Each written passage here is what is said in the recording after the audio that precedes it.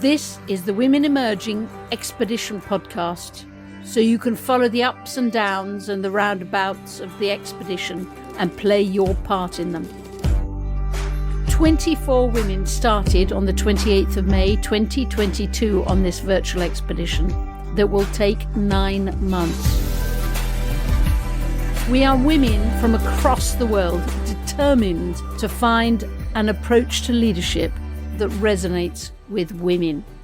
We'll be successful so that women the world over will be able to say, if that's leadership, I'm in. Welcome, welcome, welcome from Botswana again. This is Julian Middleton, Expedition Leader. Last week's episode was about Botswana and this one is too.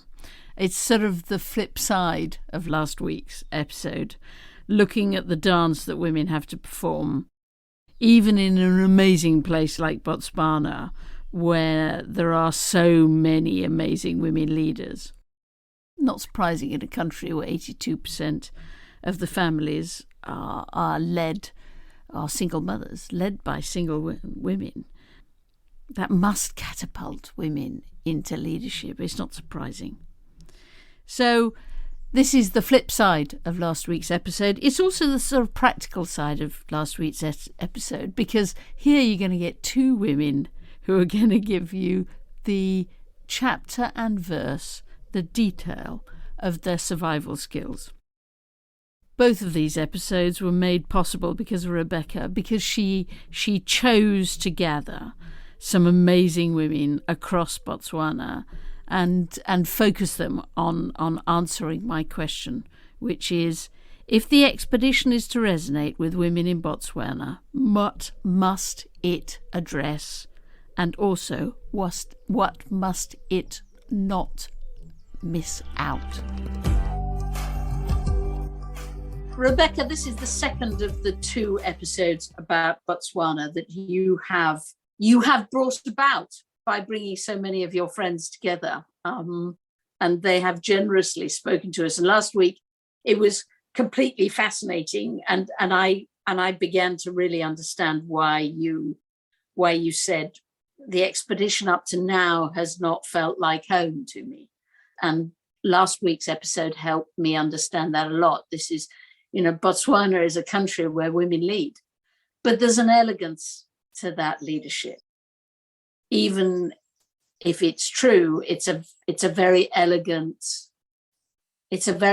line to walk. And maybe this episode is interviewing 2 women, Pelonomi and Wema, about how difficult it is, but what fun in many ways. Well, it's mainly difficult, but also there's some fun to walking this line. Now, I think let's be honest, the first interview is with your mother.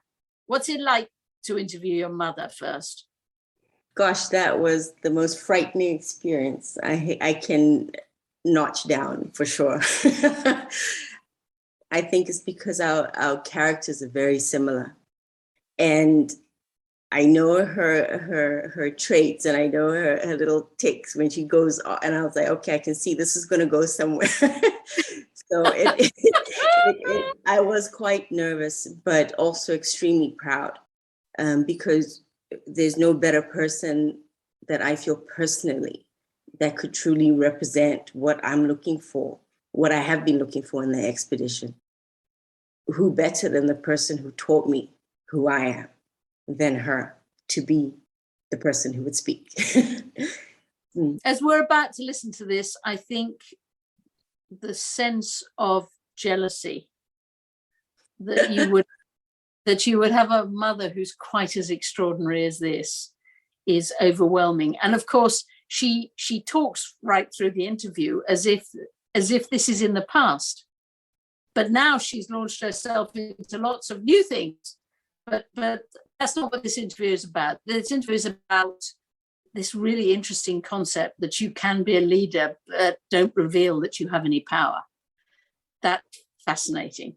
So let's get going. This is Rebecca's mum.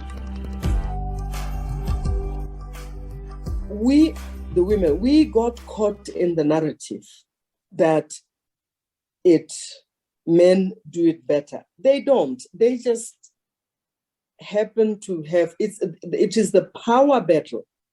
They took control of the power. The power, they believe it belongs to them, because the biblical thing, they are the head of the family, they are the breadwinner, they are the muscular. Because of the protection and security, they must be the ones that go out in the world and do this, and therefore the worldly positions should be theirs, and therefore we must sort of come in under their wing. So they took the power narrative and supplanted that into the leadership argument. So I fumble like this on leadership, because I've always thought it is something that people do, and I've always gone out there and done it. And as a result, I've been hurt badly, because I go out there and I do it. And sometimes, quite often, I might pride myself and say, you do it sometimes better than a couple of men who were hoping you would fail. And they don't take kindly to that kind of thing. It's only when they start stepping on your toes, then you realize, oops, perhaps I shouldn't have done that. And then if you have a mouth, like some of us do, you then realize that not only did you lead and excel, you've also upset the power base. So the question is, how do we lead and how do we handle power as women? Because power is supposed to be a terrain for the men. And if you start playing in that area of leadership, how do you lead if you don't show the power? Now, this is where the male thing comes in. Women can lead, but they shouldn't show any power. The point I was raising, that you can lead all you want if you are in this context, particularly in this culture, but you cannot display power. The male world doesn't see leadership. Often they don't build humility into leadership. They often see leadership, if you are humble, if you are the soft type of leader, some people think you're weak. So it is not, the soft type of leadership is sometimes frowned upon. So a lot of leaders generally, they tend to want to carry some degree of aggro with it, to remind people of who the leader is all the time. And this is why sometimes some of our leaders, even female, they end up taking an aggressive. You can be aggressive in being persistent.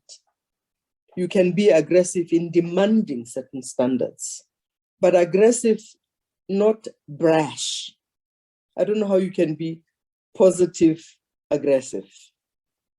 When the male chooses to undercut you, even where you are being politely aggressive, demanding things to be done properly, in the most subdued of languages, you will still be abused as being bossy, unfortunately, in the Setswana culture, because you are now exercising muscle, which you are not supposed to have. For instance, if you tell a male colleague that they are wrong, where do you come from to know male wrong? Because male wrong can only be seen by the boys, you see. And that's where some of us learned the hard way, that you don't show a boy that he's wrong. You tell them, I don't know how you tell them, you just tell them, oops, my eyes saw something that isn't right. I don't know how you find that funny language. Just tell them, look, you messed up.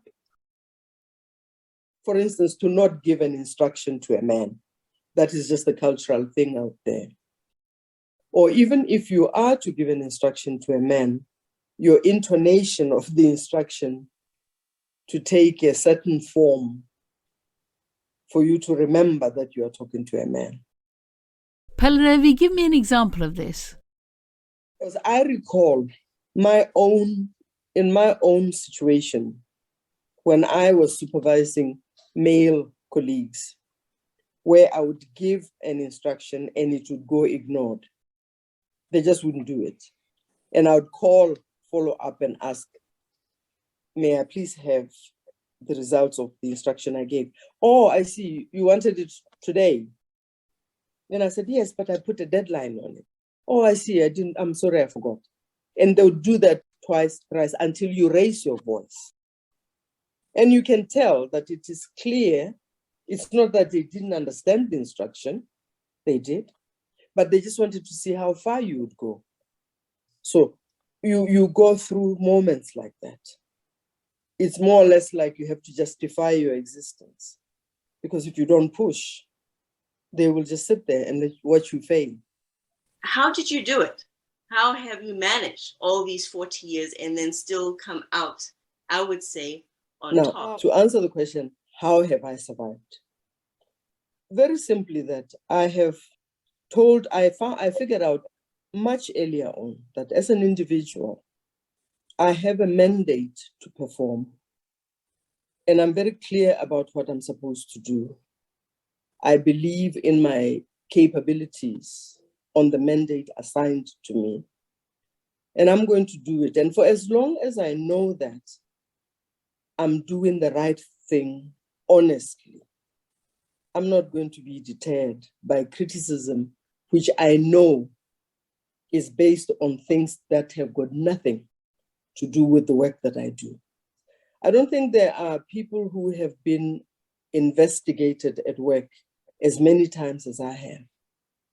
But those investigations some of them just died before they started because they were based on things that didn't match up to the truth that I use when I do my work, because I live the institution, I live by its regulations, and anything I do is based on the regulations and the rules of the institution. So if anyone were to even challenge anything I had done, they would find that what I did was, in fact, in line with the rules of the institution. So they never did get anywhere, because I never have motive outside of the rules of what I do. So that's how I survived. Truth and pure brawn. Now I can look back and go, hey, my goodness, it's tough out there. You use the expression prepare yourself. What do you need to prepare yourself for? And of course, how? You never can prepare yourself absolutely, but you will be misunderstood.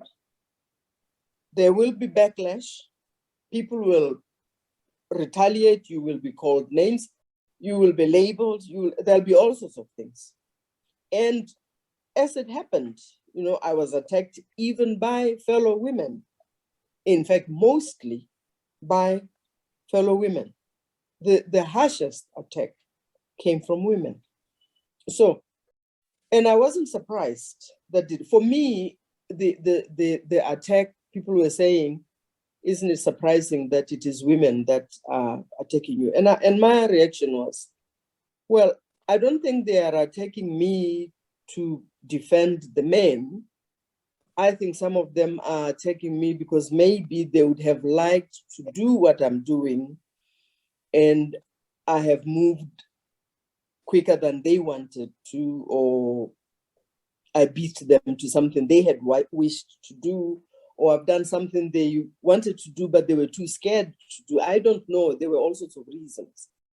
So, yes, you have to prepare yourself, because what looks okay to you, what looks okay in your conscience, even if you have cleaned it out and you totally believe in it, isn't always the right thing to other people, because other people aren't you. Other people haven't lived your life. Other people haven't experienced what you have experienced. And they don't have the narrative or the data that you have to reason with. And also, men have known how to use us against each other, even if they don't use us against each other. Because they hold the power, And because sometimes some of us need them to access that power. I think what we need to learn as women is that leadership can bring you the power you need if you do it properly. Because power grows with what you do. Because as people see what you do consistently and constantly, and there's truth and there's results, that grows your power base. But if you allow your history, your decisions, the things that you do to be overshadowed by some male person, you will never be visible. And therefore your power will always be under the shadow of somebody. So sometimes it's healthy as women to go out there, do your things, even your mistakes. Let them come out there. Allow yourself to fall and get up and watch people see you get up and dust yourself. How you dust yourself, how you clean yourself up and come out again. That is how you build your power. And that's how people will respect you. And that's how they will know who you are. And this is why boys get scared, because they saw you. They know how powerful you are. For me, it's like the Americans would say, it don't bother me none. Thank you so, so much, Pelonomi. I think we all recognize a powerful lady, a powerful leader ourselves. Thank you so, so much. The next person in this episode is Wema, who decided long ago to lead from a very, very different place from Pelonomi. She chose to lead from the back. But it has to be said, I think she's leading from the back with her eye very, very firmly on that front position. For me, when I sit, even when I speak in boardrooms and I give advice in whatever setting, I recognize the fact that I have to be mindful as to how I approach certain topics, because it's good to be a leader or strong, to be able to communicate. But sometimes the mere fact that you're a woman and you're young, you might have to be tactful as to how you get your message across. Your male counterpart could say something today and it'd be okay, but you try and say it tomorrow and the reaction could be totally different. So you find that you now need to be able to read the room, not just in terms of words, but in terms of body language, and actually say to yourself, should I raise this here now? Or how best can I get my message across without it being subjected to the patriarchal bias that might come from behind the message? And it doesn't appear all the time, but it depends on the subject matter. What I do now is when I realize that there's sticky things that need to be discussed, I've now opted that I'm better off speaking to my chief executive on the side.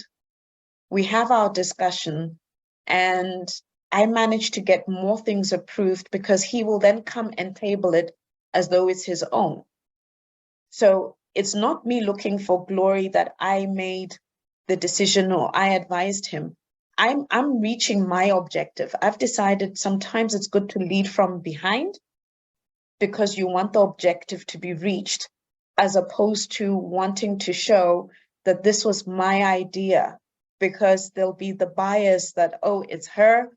Oh, it's the young girl who speaks a lot and is, and is aggressive. And they use aggressive, not because I'm being aggressive, but because you state things the way they are. So now when you sit in those situations and you understand the dynamics of the room and you're aware of your cultural differences and you're emotionally intelligent enough to understand that this might have a backlash, you need to be more strategic.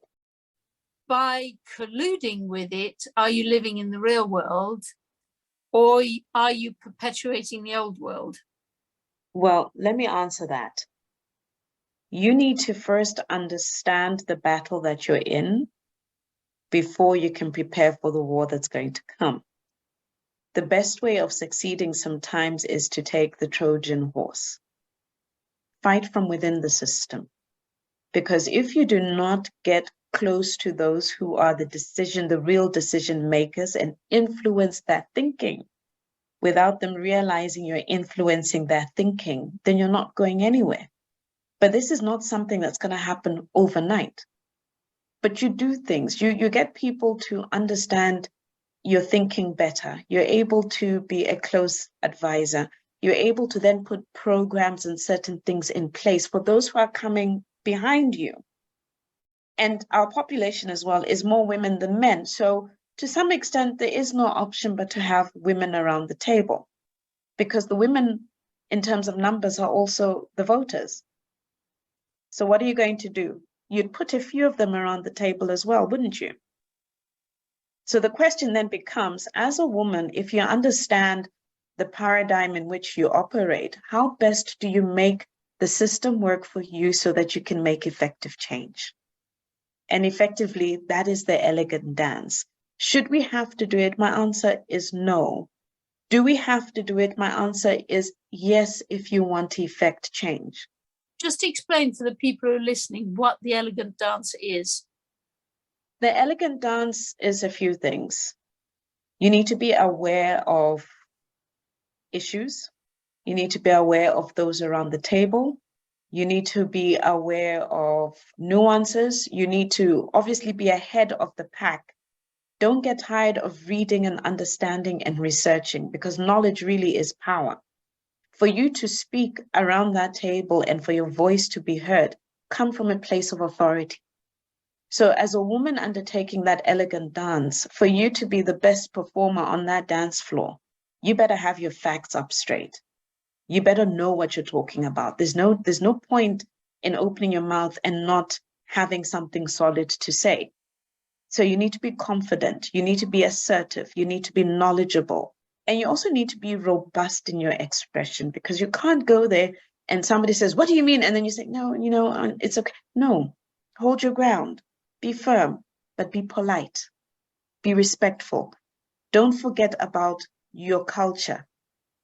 You get a lot more from people when you're humble and respectful rather than being rude and brash. So the dance is all those elements put together. The dance ultimately is about recognizing that as a woman, you've been given a place at the table, and there may be other women at the table with you, but do not let men think that they're not still in charge. Feed them your best ideas so that they can claim them as theirs, and you can quietly know that you had a part to play in them. Yeah. But you have to play the dance. You have to do the dance. Do the dance, because recognition speaks for itself. I don't believe in doing something and then saying, "I did this." What you have a hand in will show, and it'll come out. The truth always comes out. Because remember, if an idea is not yours, you cannot implement it. So who will it be given to? Even if an idea is thrown on the table, who would it be given to implement? Back to you, the originator of the idea. And when you're implementing it, that's when your glory is going to come. But your idea would have gotten the approval at the table because you did the dance to get it to the table. That all makes sense if more and more women are not having to do the dance. Well, we have to dance now, so those behind us don't dance. They can just come and sit and talk. But we're not at that stage. I get that impression from speaking to Rebecca's mother. She's had to do the dance, and then Rebecca's had to do the dance. And I wouldn't be surprised if Rebecca's daughter would have to do the dance too. Well, I think all of us need to start doing the same dance and open a dance troupe so that those who come after us don't have to continue dancing. I think the problem is if you do the dance for too long and by yourself and without having a network, you're going to perpetuate the dance. So my belief is sessions like this is creating the network. We understand the dance, we teach each other the steps, and then we just have a huge movement where everybody knows the art of doing the elegant dance so that we don't have to dance forever. Our grandkids, the ladies, the females coming up should not have to do the dance. They should not have to fight to be around the table. They should not have to continue being gagged so that some other male's voice can be put first before theirs. No. But for me, this is the start of putting all the dances and the efforts together into one fluid movement that we all understand as women in leadership roles, so that we don't have to have this battle going on forever. Until when? So this expedition aims to create an approach to leadership that resonates with women. And for you and for Rebecca to feel that this is something familiar and it's a voice that sounds like home, which is the expression that Rebecca's used, it has to help women figure out how to do this dance. Exactly. Of letting men or encouraging men to believe that they're still in control and to go in as a Trojan horse. Pretty much. There's this saying that my mom always said to me. She says, if you want to cook a frog, you first keep it in the temperature that it's used to. If you're getting it from a pond, you put it at pond temperature and you put it on the stove, and you don't start blasting at 100 degrees because it'll jump out. By its nature, it'll adjust its temperature to its surroundings. So you slowly turn up the temperature bit by bit, and before the frog knows it, it is cooked. So that is the art of doing the dance. How am I going to explain this to my poor son? You, my darling, are a frog. A frog. And we are slowly turning the temperature up on you. Now, well, we call it social engineering. Solution. I hope my son he's already hit high temperatures because he's had me as his mother. But it's still a quite tough thing, isn't it? So yes. Just don't show men what's coming. And this is the advice from Botswana, because Botswana has been actually switching up the temperature on the frog for some time. So in Botswana, women are already at the table. They're already running most of the households. Yes. They always were strong-minded, tough women that were hard to knock over. But so the temperature's going up, but the final part of the temperature is to carry on letting men think they're in control till you get up to the real temperatures, and then to take charge. You just take charge. I think it's more effective because even physically speaking, a man cannot take on a woman. A woman cannot take on a man in a physical fight. So let's take it psychological. That's all we're doing. We're using our strength, which is here. As she points to her head. Yes, I point to my head, yes. With total confidence. Of course. Do you meet women who profess to go out to boil a frog, and they say, once I'm at the table, I'll change the table, and then surprise, surprise, the table tends to stay the same once they've got to it? Then I would say that women who are like that then have lost focus of the plot. You need to understand who you are as a person and what your personal goals and objectives are. You also need to understand what your contribution in society is. It's not just about you, I'm human, I get my money, I go home, I live. No, there's a role that you play because you might be passing through, your generations will pass through, but what you do today will impact generations to come. So I don't think many women would openly say that they're doing the dance or cooking the frog, because that's basically giving away the strategy. But I'm hoping that part of this podcast and the network is to just tell women that it's okay to plan ahead and be strategic the best way you know how to achieve your overall objective. To me, that's basically the message. So if you get to the table and just serve yourself, you're not really being Botswana. You're not being a Botswana woman. You're not. You're not. Culturally, back in the day when there was harvest, the whole community will get together to help each other harvest, and they'll share the food because it's a community.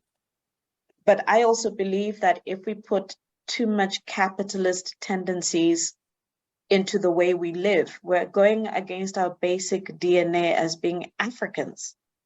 We're not stitched to be like that. And we need to remember that, and this is another saying of my mom, she says, never be stingy with food because the only recipient at the end of the day is the sewage system. It doesn't stay in your belly. So we shouldn't be greedy as human beings.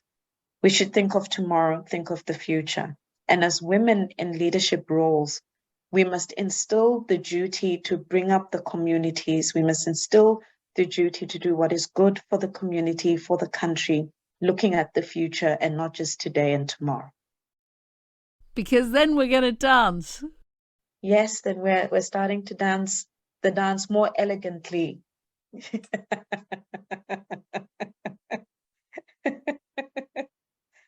So, yeah. I'll dance with you any day. Remember there's that song, dance, dance, wherever you may be. I got the Lord of the dance, said he, and I'll lead you wherever you may be.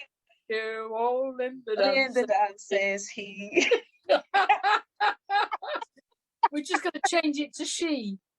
Exactly. Now you get it. We are cooking the frog.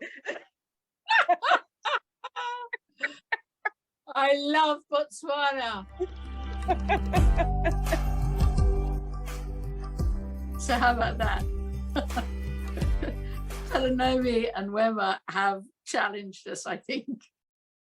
Rebecca, if we finished our first episode last week with you very proud of being a woman from Botswana, maybe symbolized by the curry bustard, we must finish this episode with no doubt you feeling a sort of mixture of being that some of the expressions on this episode will live with me forever, I think.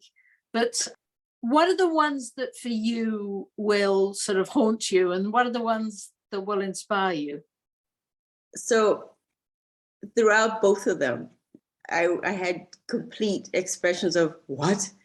Oh my goodness. I had a plethora of expression, if I can use that correct. It was quite scary.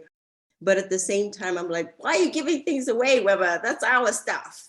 Or, thinking to my mom, what? Dust yourself off? Stand up? And I was like, these are things that we hear all the time, and we've always been surrounded by them. But then at the same time, it's like, well, of course, what else is there to do? I mean, if there's nothing better that any woman does, is standing up, falling, dusting yourself off and keep going and moving forward, because there's no other choice but to do that. And it's that type of expressions where I was like, okay, yeah, it's an obvious statement, but my goodness, how powerful is it to hear it from somebody like my mom? Because then it's like, yeah, I can actually count the number of times when I saw that happen at home. And it is true to see and to hear it and to feel it. So that would be the inspiring one, and an inspiration on something so obvious, but so true. When Wema was mentioning about the frog, and I was like, that is the one game I don't think I ever was able to succeed at. I failed all the time. I just don't know how to keep my mouth quiet because you just heard my mother speaking, so you understand where that's coming from. They're both equally haunting and inspirational.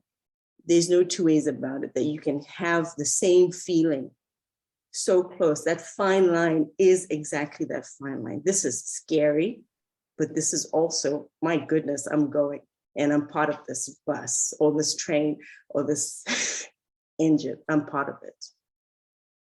And I'm proud. Many, many thanks to the women of Botswana, to the women leaders of Botswana who've helped create these 2 episodes, and to Rebecca for bringing their voices to us. It has been a joy and a delight, and one day I will go to Botswana and dance with all. Remember that in 2 days' time, the 3rd Expedition Live will take place.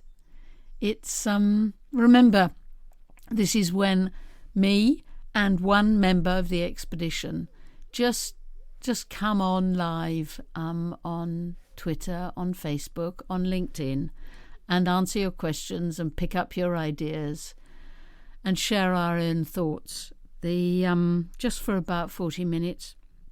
This time, my fellow expedition member will be Folawe Omikunle, who I cannot recommend too highly. A most glorious leader in Nigeria. It's therefore, of course, on Friday the 12th of September, and it's at 12 p.m. UK time. We'll ask Folawe lots of questions about dancing in Nigeria, about boiling frogs in Nigeria and how it's going and how far they've got, and whether in Nigeria you can reveal that you're both a woman leader, but also a powerful woman leader. Be interesting. Join us. Can't wait. Lots of love.